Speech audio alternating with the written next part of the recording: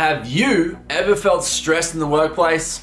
Don't you dare lie to me. Stress is a natural response from the body, and it's something that happens to all of us in the workplace, at home, just in life in general. In today's video, I'm going to talk to you about exactly what stress can cause, what stress mitigation is, and how we can start to mitigate our own stress levels, things that we can do, tips that we can use in the workspace as well as at home or wherever you may be in that day. Guys, welcome back. I am Matty from The Chief Life. If you have not already subscribed, make sure you do that to continue to get all of our ongoing content. And also give us a little thumbs up or a like to show us that you're enjoying this content. And last of all, share it around with all your friends. So, stress mitigation is the act of reducing the amount or the severity or painfulness that stress causes us in our day-to-day lives. The consequences of chronic stress or long-term amounts of stress are very serious. An extensive body of research shows that the constant flow or constant flood of the stress hormones within our own bodies is really quite negative and can cause things such as stroke, gastrointestinal issues, high levels of LDL cholesterol, the bad cholesterol, sleep disturbances such as waking up regularly in the nighttime or even insomnia, immune suppression, impotence, meaning not willing to do anything within that day, weight gain, premature age, asthma, infertility, and dysfunction of sexual organs. I'm going to give you some common sense tips or suggestions to help you with lowering your stress level. Number one is to eat sensibly, making sure we're getting a diet full of whole foods, okay? Constantly eating processed foods does have an effect on how your brain functions, and in turn can have an effect on how we work day to day. Number two, asserting yourself or learning how to say no.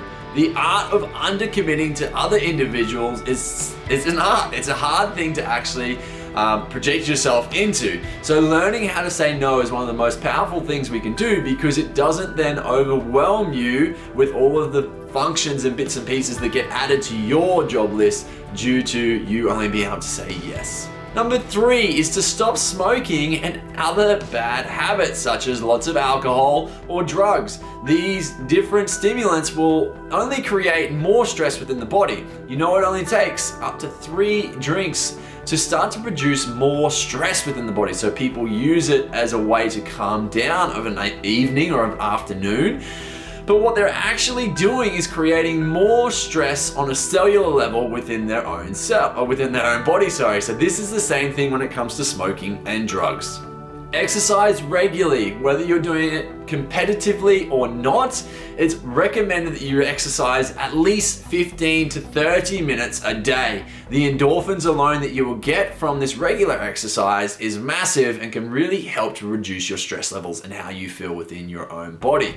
Study and practice your own relaxation techniques. This might come down to breathing, meditation, yoga, or anything else that you find gives you some time back to yourself. Taking responsibility for your life. Now, what I mean by this is controlling the things that you can control and leaving behind and not worrying about the things that you cannot control. Use your bed only for sleeping. Don't take your computer in there. Don't do work in there. Don't watch TV in there.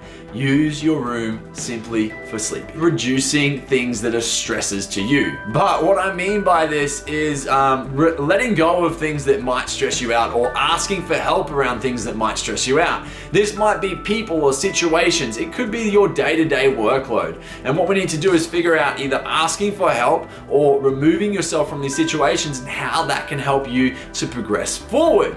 If, for instance, it's the workload, it might be as simple as asking your work colleagues to help you out with certain parts of your tasks to help you get through the day. Obviously, we don't want to make this a joke and just delegate all of your work across to someone else. But knowing that you have the help, knowing that you can ask for help is one of the major things that can help just to reduce that stress load and how you actually feel inside. To examine your values and make sure that you're living by them. If the actions you're taking day by day are things that you believe in, it's going to be a hell of a lot more motivating for yourself to be able to do that work each day. This is commonly talked about as your why. What is your why? What is that big thing that drives you forward day by day? And realistically, if you understand what your why is, what your purpose is, what you value most in life, it makes it a hell of a lot easier to wake up in the morning and say, well, I'm doing this because it means I'm going to get to my why a lot quicker, or this is the steps I need to take to get to my why to progress me forward as an individual.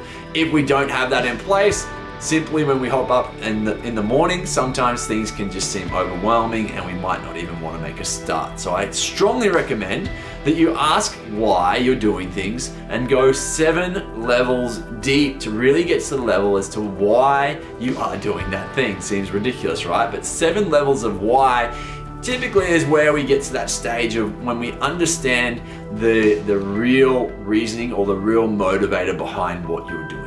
Set realistic goals and expectations. Now, I'm in 2 frames of mind about this because I'm really someone who loves to say, reach for the stars and you might land on the moon. So I think that is really valuable, the fact that you can set big goals, but setting smaller expectations or smaller goals on a day-to-day basis is what's going to really help you to progress forward. What things can you do right now? What is the most valuable thing you can do today, or most valuable 3 to 5 things you can do today that will progress you forward and set you up for tomorrow? If you could do one incredibly good thing for your long-term performance every single day, you would have 365 days worth of really good things done at the end of the year. If you are not getting that many things done right now, then that's a really good place to start. Just by thinking of what is the one realistic goal that you can get done today to set you up for tomorrow. Is selling yourself to yourself. What I mean by this is pumping yourself back up, giving yourself some self-love, reminding yourself of what you are good at and why you're in this world, the things that you are helping others to do better, the things that you do day in, day out really well that maybe other people around you are not doing really well.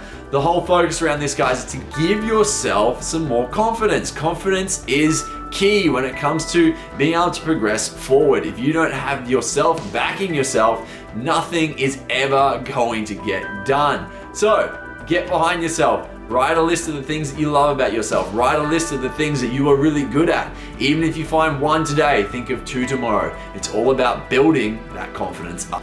Guys, thank you so much for joining us today. That is a few tips on how you can mitigate stress. Knowing that you have to encompass many things within your life. It's not just about making one simple change.